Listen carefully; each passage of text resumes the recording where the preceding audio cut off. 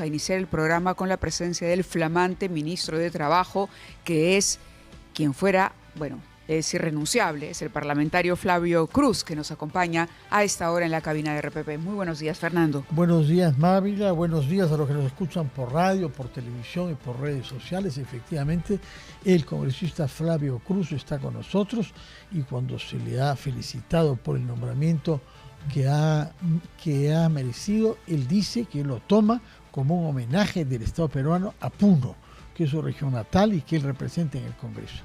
No sé si ha sido esa la motivación, pero es verdad que el señor Flavio Cruz, desde que lo conozco, ha defendido siempre los intereses de Puno y la necesidad de tomar en cuenta el reclamo de los pueblos del sur que han sufrido mucho abandono, mucho desprecio, hay que decirlo, y muchas promesas incumplidas. Sabemos muy bien lo que pasa en Juliaca, sabemos muy bien lo que pasa en localidades junto al lago Titicaca que no tienen agua ni saneamiento. Es algo verdaderamente escandaloso. Y hay un tema pendiente que es judicial respecto a los muertos que se han producido ahí a principios del año 23 y cuyo proceso judicial está demorando demasiado. En todo caso, vayamos al grano con él y hablemos de lo que corresponde al ministerio que ha asumido, que es el Ministerio de Trabajo y de Promoción del Empleo, María. Muy bien, muy buenos días, ministro. Muchísimas gracias por estar con nosotros y por supuesto la pregunta es ¿qué se puede hacer en el corto tiempo que queda? Hoy es 10 de julio, el 28 asume un nuevo gobierno, menos de 20 días. No es el único ministro que ha juramentado con tan corto tiempo antes de que se produzca el cambio de mando, pero va a dedicarse usted o a abocarse al proceso de transferencia básicamente, ¿o qué tiene en plan? ¿Cuál ha sido el encargo que le ha hecho el presidente de la República? Muy buenos días, estimada Mávila, don Fernando, a través vuestro también al país y especialmente a Puno, ¿no? Quiero agradecer al presidente Balcázar por esta confianza, muy circunstancial, un poco sorpresivo, temporal, pero a la pregunta, de hecho que hay un tema que tiene que priorizarse, que es el tema de la transferencia, ¿no? Ayer me he reunido con parte del equipo, ya están en el ministerio y ya se les recibió, se les brindó las facilidades. Si hay algo más que hacer para que efectivamente la transferencia sea ordenada, transparente, hay que ayudar en ese sentido, ¿no? Por supuesto que también hay algunas tareas que se pueden hacer todavía, se pueden ejecutar. ¿Cómo cuáles diría usted? Por ejemplo, esta que tiene que ver justo con mi región.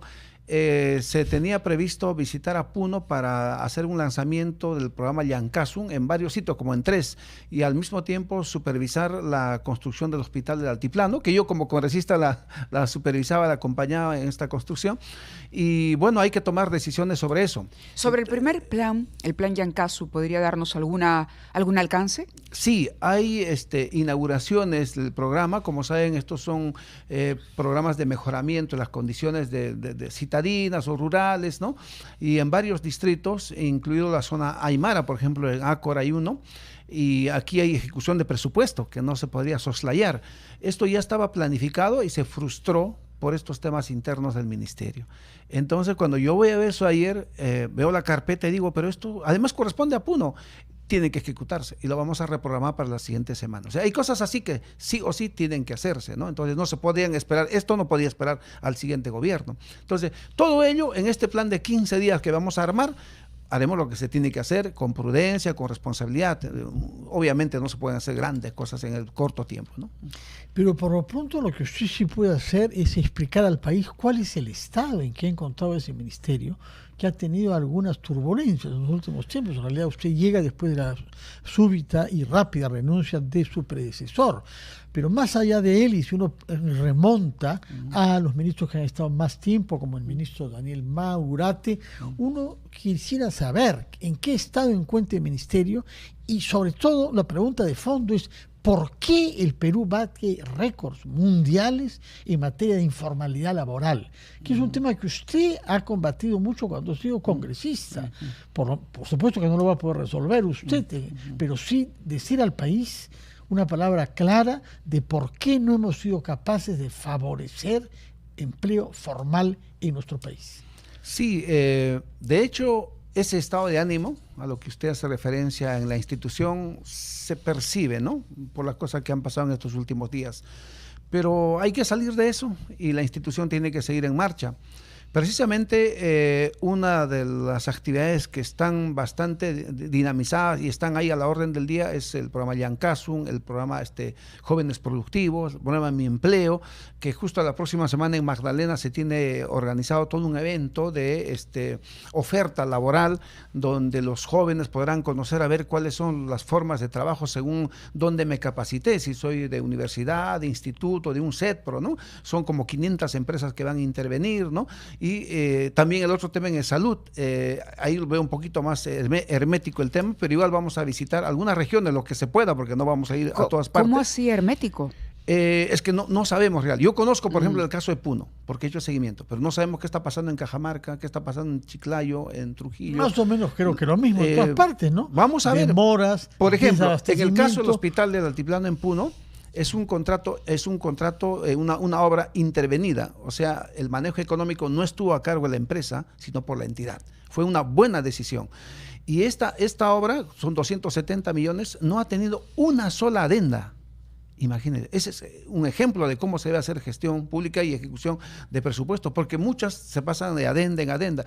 Eso es lo que quiero saber, hospital por hospital, los que se están construyendo y los que no, los que están funcionando. Vamos a ver cómo está el tema de la capacidad de personal, de especialistas y sobre todo el tema de medicinas, ¿no? Si tiene abastecimiento de medicinas o no, que es un tema también que hay que verlo. O sea, cosas así, que en el caso del tema salud, que es el sector salud, que es una entidad adscrita al ministerio, no es dependiente, es adscrita, hay que evaluar, ¿no? Pero lo demás, yo veo Yancasun, Jóvenes Productivos y Empleo, los veo bastante activos, salvo esta frustración de la actividad planificada para la semana pasada para Puno, hay que reactivarla y lo que se puede hacer en estos 15 días. Por otra parte, su partido, que es Perú Libre, puesto que usted ha permanecido en esa bancada en la que fue elegido, a diferencia de muchos otros que salieron, tiene una actitud hostil hacia el sector privado en general. Y yo quisiera por eso ponerlo a prueba frente a un desafío que va a tener. Ha habido una experiencia importante de salud de concesionar hospitales públicos, sobre todo el de Villa María del Triunfo y el Barton del Callao, se están construyendo en el norte de nuestro país. Y cuando uno visita esos hospitales se da cuenta que el funcionamiento es mucho más rápido, que no hay demoras, que los pacientes están satisfechos, que las máquinas no están malogradas, que si se malogran se reemplazan y que hay medicamentos en las farmacias públicas. Es decir, esta modalidad de concesionar funciona. Quizás eso choca con su ideología y con la doctrina de su partido. Yo quisiera que después de la pausa nos diga, si usted tuviera el tiempo, naturalmente, ¿respaldaría o no, en vista de la eficacia y la satisfacción que eso produce? Basta ir a Villa María del Triunfo y conversar con la gente ahí, que le dirá, tienen confianza en que van a ser acogidos y bien tratados ahí. Nos contestará, por favor, a este tema que tiene que ver con un aspecto ideológico de base, naturalmente, después de la pausa.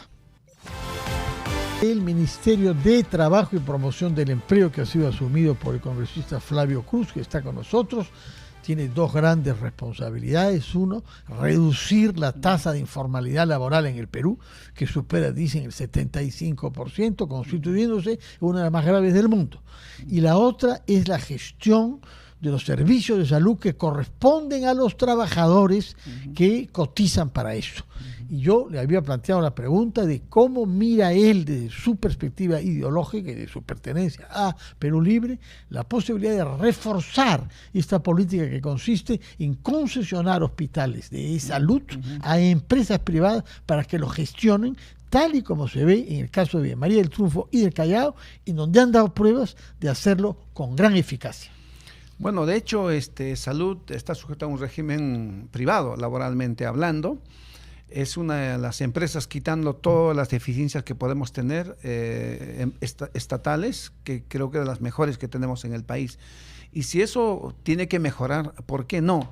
Nosotros no le tenemos hostilidad, como usted decía, al empresariado. Al contrario, le tenemos mucho cariño porque creo que contribuyen a la economía del país. Lo que pasa es que nosotros sí reflexionamos y ponemos en cuestión el tema de los monopolios y oligopolios. Con ellos es la cosa. Ahora, si por ejemplo hay medianas, pequeñas empresas que por ejemplo acceden a este tipo de concesiones estatales, ¿por qué no? Porque Todo lo que son micro, pequeñas empresas, todo debe ser privado. Esa es la postura de Perú Libre. Todo debe ser privado. Solamente las empresas estratégicas, ¿no? Caso de energía, agua, luz, ellos, petróleo, deben ser de manejo estatal. Todo lo demás privado y se respeta. Esa es la postura de Perú Libre. Entonces, ¿por qué tendríamos que tener dificultades en caso de que, por ejemplo, los hospitales de salud estén funcionando mejor? Porque yo pienso que es peor tercerizar bajo concesiones, que sería mucho mejor que tercerizar, por ejemplo, que hay bastante tercerización, por ejemplo, con tomógrafos, ¿no? Ahora, yo quisiera llevarlo a otro ámbito del análisis. Y ya que estamos a poco de un proceso de cambio de mando, quisiera preguntarle por el balance desde el Partido Perú Libre de lo que han sido estos últimos 5 años. Perú Libre accede al gobierno con Pedro Castillo y al cabo de 5 años lo que hemos visto es... no hay que ser un especialista para notar cómo ha decaído la eficiencia en el sector público, cómo ha crecido al mismo tiempo la planilla en el gasto corriente. ¿Cómo analiza usted estos 5 años en los que al inicio de ellos, por supuesto, se le dio la confianza a Perú Libre para la conducción del gobierno? Sí, hay una suerte de sentimientos encontrados, ¿no? Una frustración de que no pudimos ser gobierno, no pudimos gobernar, no gobernamos. Iniciamos, sí, como usted dice, con Guido Bellido, que fueron un par de meses, nada más. Primer ministro de Pedro Castillo, sí. Y de ahí no más, ¿no? Y digamos que ahora yo estoy, como quieres, acompañando un cierre. Que terminó en Podemos, Guido Bellido, ¿no? Bueno, después fue su tránsito a Podemos. Claro, porque el análisis se puede hacer desde el Congreso, una bancada mayoritaria que de pronto y terminó fraccionada, sin poder, pero luego desde el Ejecutivo no llegaron a construir un proyecto. Esto se truncó aún más con el intento del señor Castillo de cometer un golpe de Estado. Pero, ¿cuál es para usted, en medio de estos sentimientos encontrados, el balance de cara a futuro? ¿Perú Libre termina ahora? Bueno, Perú Libre termina, digamos, como partido, ya sabemos cuál es nuestra situación, pero como gobierno no, porque en realidad no gobernamos y hemos estado en este caso, por ejemplo, solo acompañando la gestión de cierre de este periodo gubernamental al presidente Balcázar, que es para lo que me convocan y casi de emergencia. Entonces estamos aquí, eso es lo que vamos a hacer. De hecho, si uno pone en balanza los pros y contras, este periodo de los 5 años ha sido un periodo con muchas turbulencias, con muchas dificultades, bastantes conflictos, muchos no resueltos, como invocaba don Fernando, el caso Puno, por ejemplo, Ayacucho, Apurímac, en el caso de los asesinatos que hubo por allá, y no hay justicia, la gente reclama justicia, además de obras y presupuestos, también reclama justicia. Entonces, esas responsabilidades, digamos, políticas, en su momento el doctor Cerrón los asumió. Las responsabilidades técnicas son medibles, por ejemplo, los presupuestos no siempre han sido ejecutados de lo mejor, digamos, o al 100%. Entonces, en materia de revisión, tendríamos que hacer un balance numérico, estadístico también, y en base a eso ver cuánto el país ha avanzado, o verdad, o nos hemos detenido, ¿no? La expansión de la minería ilegal, la criminalidad organizada. Son problemas que se han acentuado notoriamente en los últimos 5 años. Y no solamente la informalidad laboral, que está por el borde del 70%, pero también una informalidad empresarial. Mucha gente hace empresas o negocios, pero es informal. ¿Y en qué medida eso se produjo? Porque da un poco a entender de que el Estado le dice, pues no pasa nada si eres informal, al contrario, te va bien, ¿no? Puedes evadir, ¿no? Pero ¿por qué no hacer más atractiva la formalización? Y creo que esa es una misión del siguiente gobierno, porque ahorita nosotros podemos dejar un mensaje de conciencia, pero más allá no vamos a poder tomar decisiones. Claro, pero el tema es importante de cara, digamos, a una proyección futura. Yo no sé si está en sus planes continuar en política, usted nos responderá a esa pregunta, pero analizando, ¿Perú Libre estaba preparado realmente para gobernar? Y le digo esto porque usted solamente ha mencionado a una persona. Teníamos retos importantes al inicio. ¿Tuvo equipo que estuvo a la altura? Porque de haber tenido equipo, de pronto, y ni siquiera habría ocurrido lo que ocurrió con el señor Castillo. El equipo, yo creo que hasta ahora estamos esperando que tener una oportunidad de gobierno. Lo que pasa es que no fuimos convocados. Recuerden que el primer gabinete fue bastante plural, que inclusive asumieron ministerios personas que no tenían bancada en el Congreso, pero tenían ministerio, no habían ganado elecciones, pero tenían ministerio, y luego vino todo un aparato de la burocracia, sobre todo capitalina, y asumieron el gobierno, y las consecuencias... ¿Fue una traición de Pedro Castillo entonces la que impidió que Perú Libre gobernara? La verdad que estando el país ahora en una necesidad de paz, a veces no quiere utilizar esos términos, pero sí hemos tenido esa sensación. Falta de lealtad, se podría decir, en otros términos. De creer en el partido. Yo cada vez más creo del valor que tiene un partido político, del valor que tiene una bancada en el Congreso. O sea, sin bancada en el Congreso, o sea, ¿cuál es tu nexo en el Parlamento? Donde se hacen leyes o puede ser objeto de fiscalización. Entonces, esa necesidad de tener equilibrio, tanto en el Ejecutivo, en el Legislativo, eso yo creo que debe haber a futuro. ¿Diría usted que fue un proyecto fallido?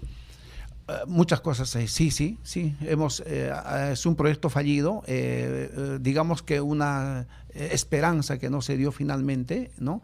Y muchas expectativas frustradas, sobre todo de esta mirada socialista, que es lo que Perú Libre quería implementar en el país, ¿no? Señor Cruz, usted además de ser abogado es maestro, incluso ha tenido cargos gremiales importantes en el Colegio de Profesores de Puno, me parece en particular. Y hay un problema que es importante en su ministerio, que es el de los sindicatos, y entre ellos naturalmente sindicatos de maestros, puesto que el SUTEP es el más grande sindicato que hay en nuestro país.